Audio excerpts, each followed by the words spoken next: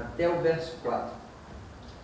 Daniel capítulo 8, verso 1, que diz assim: No terceiro ano do reinado do rei Belsazar, eu, Daniel, tive uma visão. Isso aconteceu depois daquela visão que eu tive anteriormente. Quando eu tive a visão, parecia que eu estava na cidadela de Suzã, que fica na província de Elão. Nessa visão eu estava junto ao rio Ulai. Levantei os olhos e eis que, diante do rio, estava um carneiro que tinha 2 chifres. Os 2 chifres eram compridos, mas um era mais comprido do que o outro, e o mais comprido apareceu por último. Vi que o carneiro dava chifradas para o oeste, para o norte e para o sul, e nenhum animal podia resistir a ele, nem havia quem pudesse livrar-se do seu poder. Ele fazia o que bem queria, e assim se engrandeceu cada vez mais. Só até aqui. Então vamos lá, por partes. O verso 1 ele dá uma informação muito importante para a gente. O verso 1 ele trata de tempo. Esse verso mostra em que parte do tempo Daniel teve a visão que ele vai descrever ao longo desse capítulo. O profeta teve essa visão ainda no Império da Babilônia, ou seja, o que nós vamos estudar em Daniel capítulo 8, essa visão se trata antes do que nós estudamos em Daniel capítulo 5, que é a queda da Babilônia, e o que nós estudamos em Daniel capítulo 6, que é quando Daniel é jogado na cova e já se tratando do Império Medo-Persa. O que Daniel está descrevendo no capítulo 8 se passa antes dos capítulos 5 e capítulo 6. Mais do que isso, o verso 1 também nos diz que a visão que Daniel teve ocorreu no terceiro ano do reinado do rei Belsazar, ou seja, aproximadamente 2 anos da visão anterior que ele teve no capítulo 7. A visão do capítulo 7 se passou no primeiro ano do reinado de Belsazar. Essa aqui já foi no terceiro. Então a gente teve um intervalo aqui de aproximadamente 2 anos.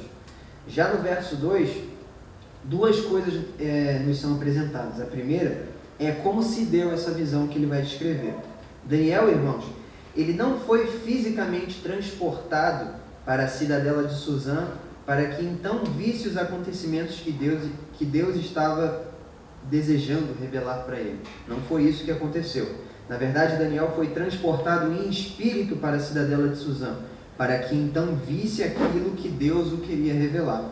Daniel viu o que ele descreveu no capítulo 8, mas ele não estava lá fisicamente.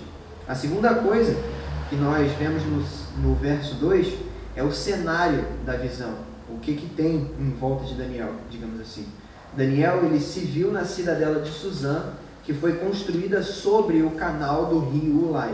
Suzã ficava na capital da província de Elão, e continuou sendo um lugar importante mesmo depois da queda da Babilônia, pois os reis medo-persas residiam naquela cidadela 3 meses por ano. E reis continuarem usando aquela cidadela faz todo sentido. E por quê? Porque o termo cidadela se refere a uma fortaleza que é construída em um ponto estratégico visando proteção. No caso dessa cidadela, ela foi construída sobre o canal de um rio na capital de uma província. Então era um lugar muito atrativo para reis, digamos assim. E é nesse cenário que um certo animal que estava diante do rio chama a atenção do profeta Daniel.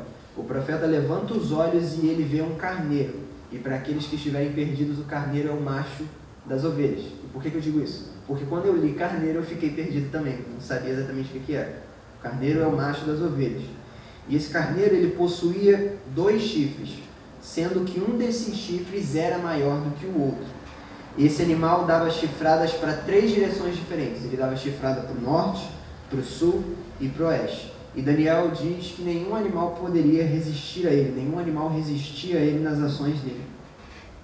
Como eu disse no início, nós já sabemos que o que nós vamos estudar aqui se trata de um reino. E quando nós olhamos para os capítulos 2 e 7, certamente encontraremos semelhanças com os símbolos anteriores usados no livro de Daniel.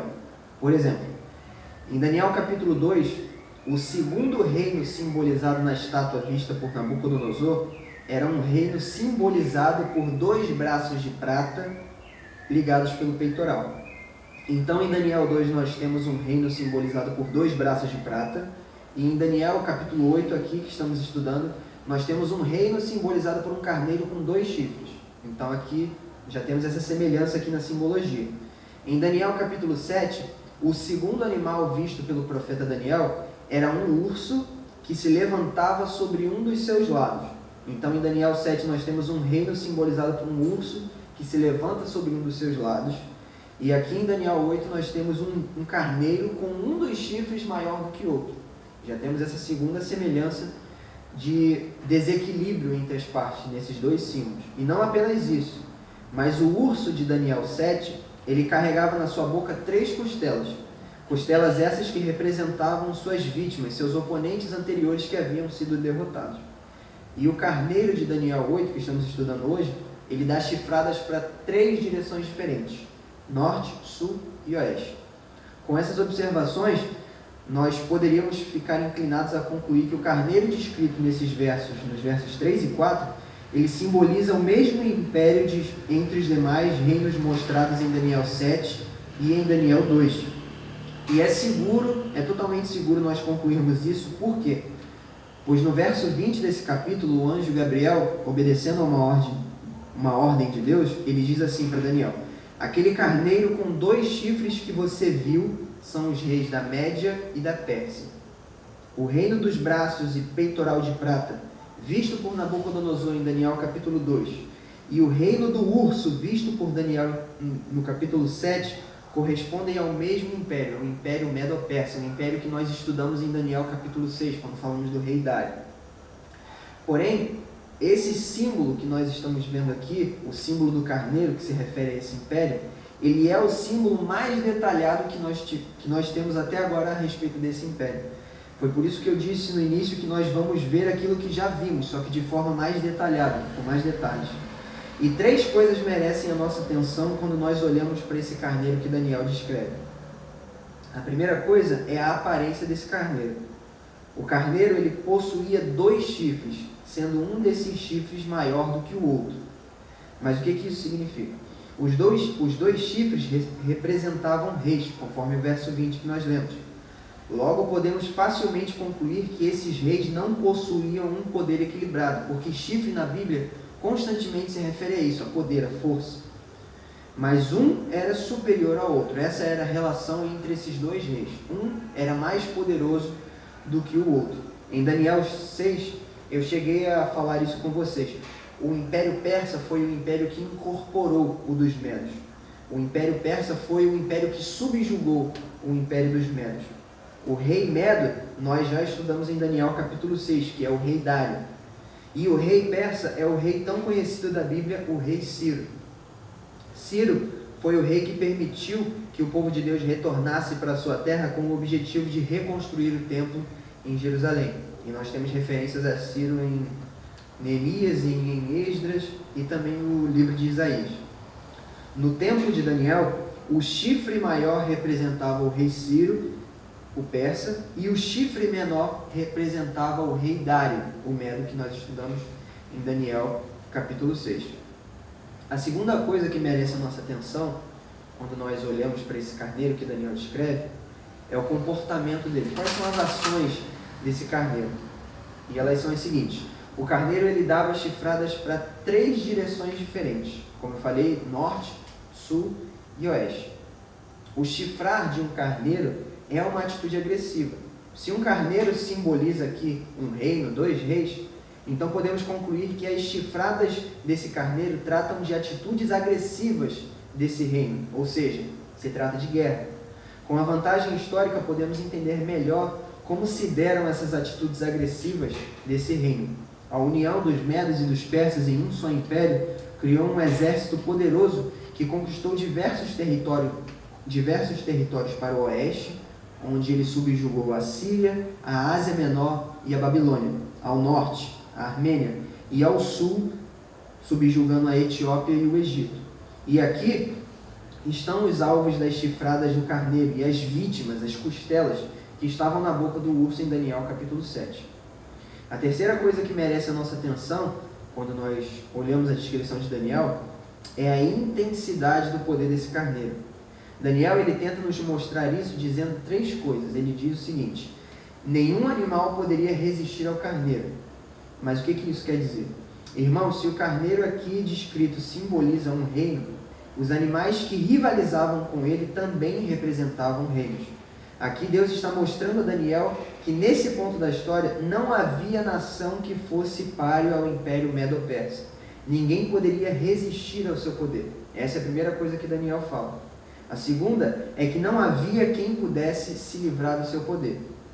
Isso provavelmente se refere ao fato de que as nações que foram subjugadas pelo Império Medo-Persa não poderiam se ver livres do seu poder. Por isso que o profeta diz que não havia quem pudesse se livrar dele. A terceira coisa que Daniel diz a respeito do carneiro é que ele se engrandeceu cada vez mais. O poder que o Império Medo-Persa possuiu foi suficiente para proporcionar isso a ele, fazer o que ele bem desejasse. Não importava se era certo ou se era errado. Sendo a nação mais poderosa da terra, o Império Medo-Persa se deu a esse luxo. O carneiro fazia o que bem queria e, possuindo tanto poder, cedeu à tentação de se engrandecer cada vez mais.